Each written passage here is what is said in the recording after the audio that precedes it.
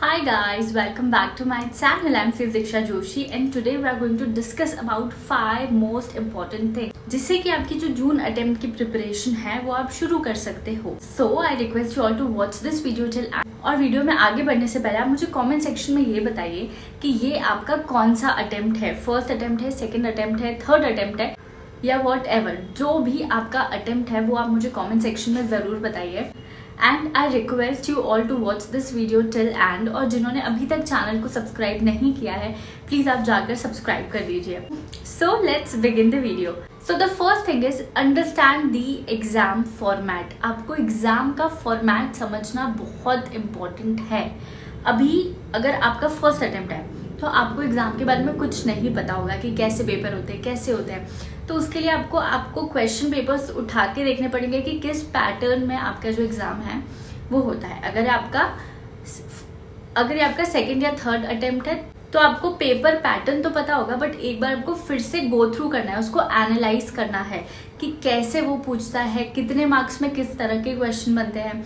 ये एक्टिविटी आपको करनी पड़ेगी and it is so helpful. सबसे पहली स्टेप ही ये है पढ़ाई की कि understand the exam paper pattern.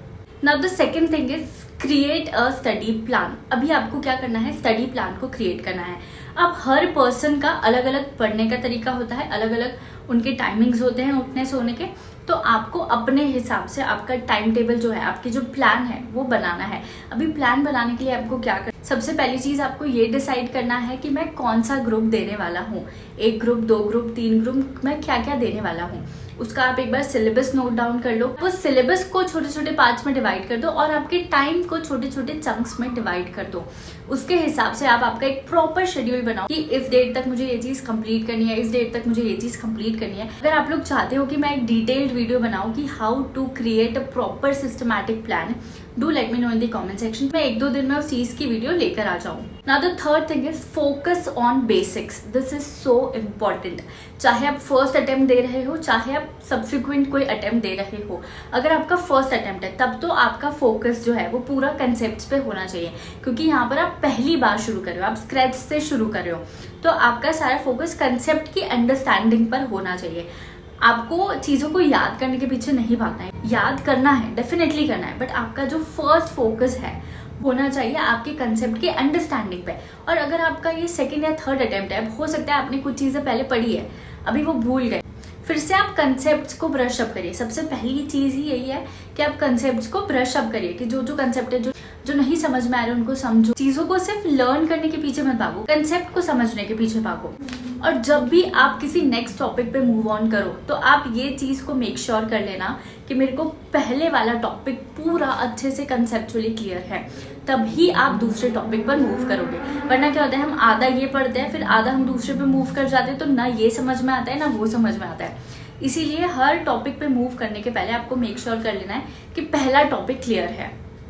Now the fourth thing is practice past paper. अभी जब हम टाइम टेबल बना लेंगे, हम जब चीज़ों को पढ़ने लगेंगे, तब आपको ये ध्यान में रखना है कि आपको प्रैक्टिस करनी है. आपको पास्ट पेपर जो है उनकी प्रैक्टिस करनी है. आपको डेली बेसिस पे भी आप क्वेश्चन को सॉल्व कर सकते हो. आज जो टॉपिक पढ़ा उससे रिलेटेड क्वेश्चन शाम को कर लो, या फिर आप वीकली मंथली भी प्रैक्टिस कर सकते हो अपने पास्ट पेपर्स की.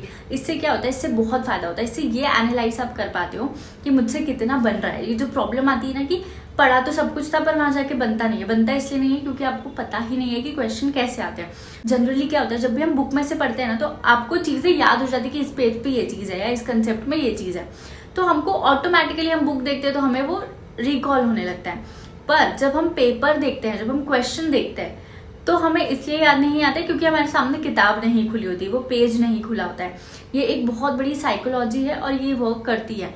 तो इसीलिए आपको उस चीज की भी प्रैक्टिस कि जब क्वेश्चन पेपर होगा और किताब नहीं होगी तो आप कैसे आंसर को लिखोगे. अगर आप टाइमली पास पेपर्स को सॉल्व करते रहोगे ना तो आपको एग्जाम में कोई प्रॉब्लम नहीं आएगी. एटलीस्ट ये वाली प्रॉब्लम तो बिल्कुल नहीं आएगी कि हमने पढ़ा तो सब कुछ था पर वहां पे हमें समझ नहीं आ रहा था कि क्वेश्चन क्या है, क्या लिखना है, याद नहीं आ रहा था.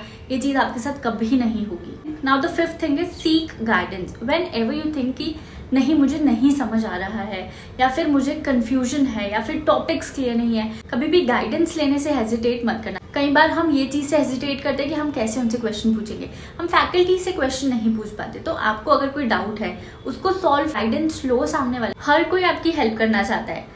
आपको बस बताना पड़ेगा कि मुझे ये चीज़ समझ नहीं आई है या मुझे ये चीज़ नहीं आ रही है। अगर कोई सब्जेक्ट से रिलेटेड है तो आप आपकी फैकल्टी से पूछो। कई बार ऐसा होता है स्ट्रेस होता है, फियर होता है, बहुत सारे मेंटली आप बहुत ज़्यादा डिस्टर्ब होते हो, तो उसके लिए भी आप गाइडेंस सीख कर सकते हो। आप अपने किसी फ्रेंड से, अपने किसी फैमिली मेम्बर से, किसी मेंटोर से आप बात कर सकते हो कि मेरे साथ ये प्रॉब्लम्स हो रही है, क्योंकि इन चीज़ों को भी ख़त्म करना बहुत ज़रूरी है। अगर कोई और कन्फ्यूजन है तो उससे रिगार्डिंग भी आप लोगों से गाइडेंस ले सकते हो।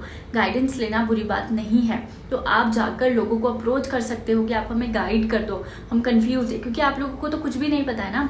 अगर आपसे कोई एक्सपीरियंस है तो उसको चीज़ें बेटर पता होगी, तो आप गाइडेंस लेने से कभी भी मत हिचकिचाना। तो हमें इन सारी चीज़ों को सीक्वेंशली फॉलो करना है और पूरे मन के साथ करना है, तो डेफिनेटली आपको बेस्ट रिजल्ट्स मिलेंगे। I hope you like this video, and if you like this video please like, comment and share, and subscribe my channel if you have not yet subscribed. Bye bye, take care.